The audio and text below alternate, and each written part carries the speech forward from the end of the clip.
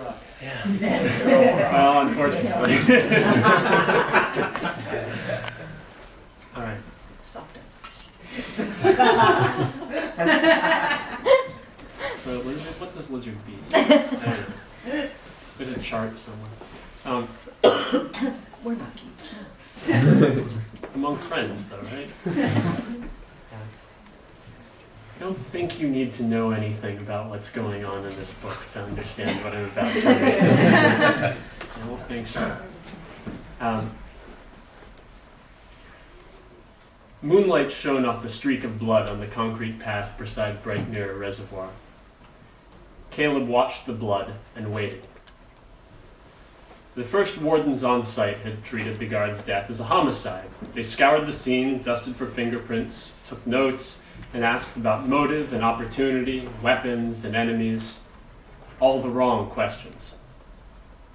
When they found the monsters, they began to ask the right ones. And then they called for help. Help in this case meant Red King Consolidated and specifically Caleb. The city of Drzedia Lex had been built between desert and sea by settlers who neither expected nor imagined the dry land would one day support 17 million people. Down the centuries, as the city grew, its gods used blessed rains to fill the gaps between water demand and supply. After the god wars were won or lost, depending on who you asked, RKC took over for the fallen pantheon. Some of its employees laid pipe, some built dams, some worked at Bay Station maintaining the torturous craft that stripped salt from ocean water, and some, like Caleb, solved problems.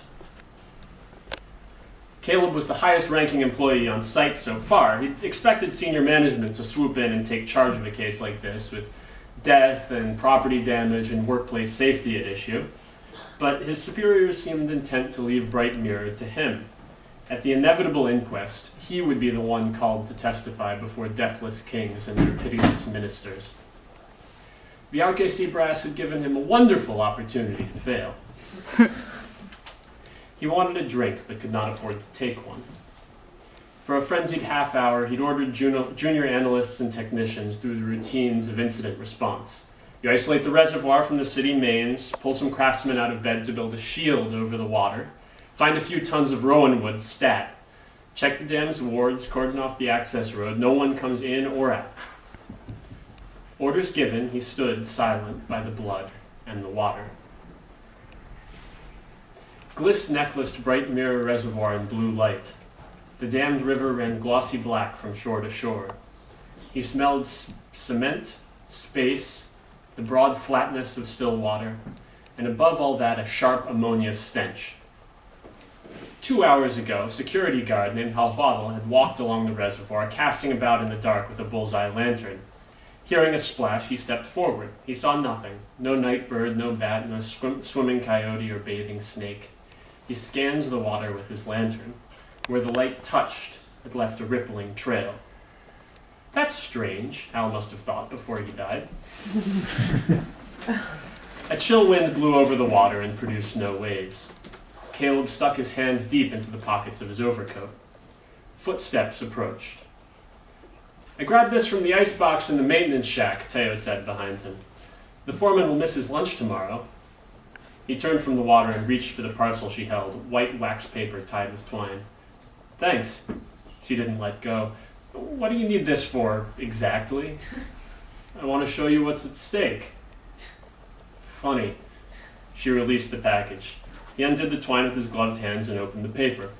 A frost-dusted slab of beef lay within, its juice the same color as the blood on the concrete. He judged the distance to the water, lifted the beef, and threw it overhand. The meat arced toward the reservoir. Beneath, water bulged and reared, a wriggling, viscous column rippled with reflected stars. The water opened its mouth. Thousands of long-curved fanged stiletto sharps snapped shut upon the beef, piercing, slicing, grinding as they chewed. The water serpent hissed, lashed the night air with an icy tongue, and retreated into the reservoir. It left no trace save a sharper edge to the ammonia smell. Hells, Teo said. Knife and bone and all the hells. You weren't kidding about teeth. No. is that thing exactly? It's a demon. He said the word like a curse. Hey, I've seen demons. That's no demon. It's not a demon, but it's like a demon. Sort of demon adjacent.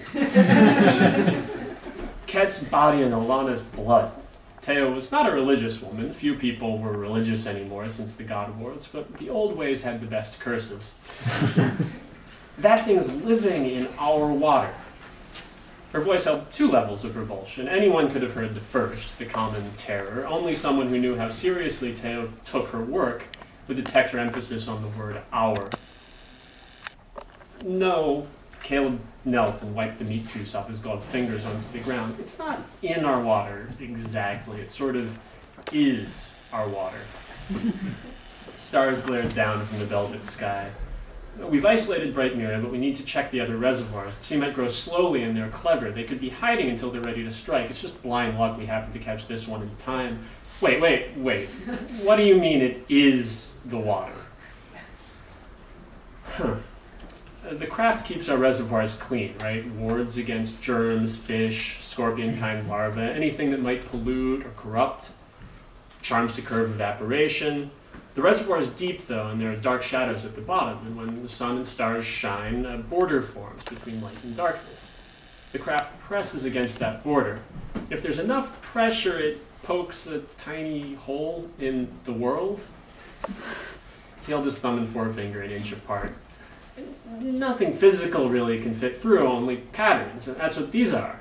He pointed to the reservoir. It's like seed crystals. A bit of living night seeps into the water, and the water becomes sort of part of the night over time. I've never seen a crystal with teeth. She paused, corrected herself. I mean, outside a gallery. But that one didn't move. She pointed to the blood. Who was it, anyway? A security guard. Night roster says the guy's name was Halhuadl. The wardens thought this was a homicide until the reservoir tried to eat them.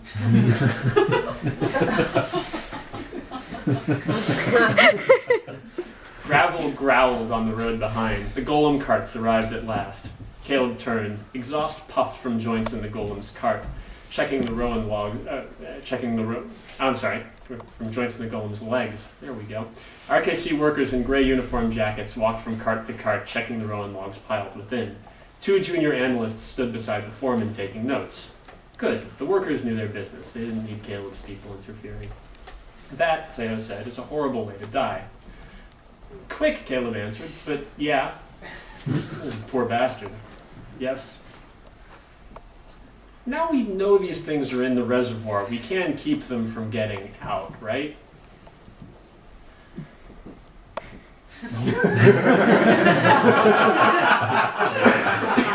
They can't get into the water system, but to keep them imprisoned, we need better craftsmen than we've been able to get out here so far. The glowing glyphs hide the reservoir from animals that want to drink, ordinarily.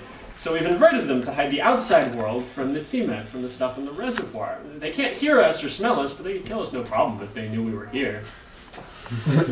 You sure know how to make a lady feel safe.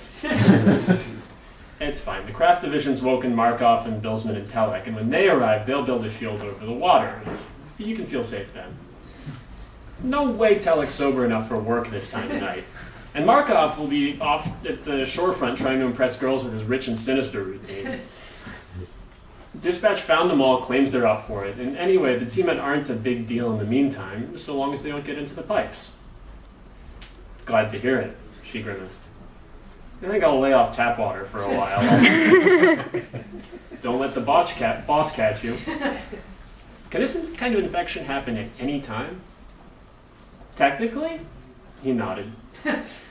The odds of Tsimet infestation in a given year are what, like 100,000 to 1 against or so. We didn't expect anything like this for another century at least. Poison, yes, bacterial blooms, scorpion kind, sure, but not this. So you don't think it was natural? Might have been. Or someone might have, shoved nature along a little. I'd give you good odds on the latter. You, she said, live in a grim universe. That's risk management for you.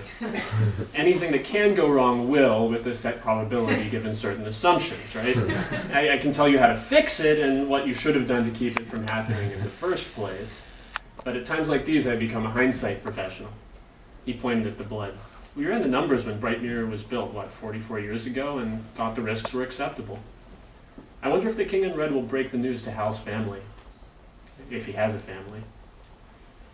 The boss isn't exactly a comforting figure, Teo said. I suppose not. A line of golem carts rolled past behind them. Can you imagine it? You knock, you answer the door, you see a giant skeleton in red robes, burning eyes, a flying lizard of his on your lawn, maybe eating your dog. There would be heart attacks. Caleb couldn't resist a slim smile. People dying with the door half open. Every personal injury craftsman in the city would descend on us like sharks with blood in the water. Teo clapped him on the shoulder. Look who's got his sense of humor back. I might as well laugh. I've got another 3 hours or so of this. He waved over his shoulder at the carts with their cargo. A bleary brigade of revenants in maintenance jumpsuits lurched by bearing Rowan. They stank of grave musk. I won't be out of here until 3, maybe 4. Should I be worried that it takes demons to break you out of your funk? Hey, everyone likes to be needed, he said. I might be late to work tomorrow. I'll tell Tolan and the rest of the boys you were out keeping the world safe for tyranny. She fished her watch out of her pocket and frowned. You late for something? A little. She closed the watch with a click. It's not important. Hey, I'm fine. I'll catch up with you tomorrow. You sure? I can stay here if you need me. Hey, fate of the city here on the line. I have my hands full. No room for self-pity. Go meet the girl. Did you know there was a girl? Who else would be waiting for you at 2 in the morning? Go. Go. Don't get into trouble on my account. You better not be lying. Hey, you'd know if I was. She laughed and retreated into the night. The maintenance crew poured 10 tons of rowan logs into the reservoir. Revenants did most of the hands-on work since they smelled less appealing to the Tzimet. Soon a smooth layer of wood covered the water. Caleb thanked the foreman as his people slunk back to their beds. The rowan would block light from stars and moon and sun, and the wood's virtue would poison the Tzimet. Deprived of the light that cast their shadows, the creatures would wither and die. Overhead, wardens circled on their mounts. Heavy feathered wings beat fear through the sky, and Caleb felt serpent's eyes upon him. By sunrise, every executive in RKC would be knocking on Caleb's door, demanding to know how Bright Mirror was corrupted. Craftsmen could bend lightning to their will, cross oceans without aid, break gods in single combat, but they remained human enough to hunt scapegoats in a crisis. 60 years after Drizedi Lex cast off the god's yoke, its masters still demanded blood. So Caleb searched for a cause. Bright Mirror had been built with safeguards upon safeguards. If a mistake was made, what mistake and who made it? Or was there some force at work more sinister than accident? The true catch-all or another group of god worshipper terrorists, rival concerns hoping to unseat RKC as the city's water source? Demons? Unlikely. The demon lords made a good profit from their trade with Drizedi Lex. They had no reason to hurt the city. Who would suffer for Hal's death? Rowan logs bobbed on the still reservoir. Caleb's footsteps were the only breaches in the night's silent shell. City lights glowed over the dam's edge as if the world beyond was burning. He walked the shoreline, searching for a sacrifice.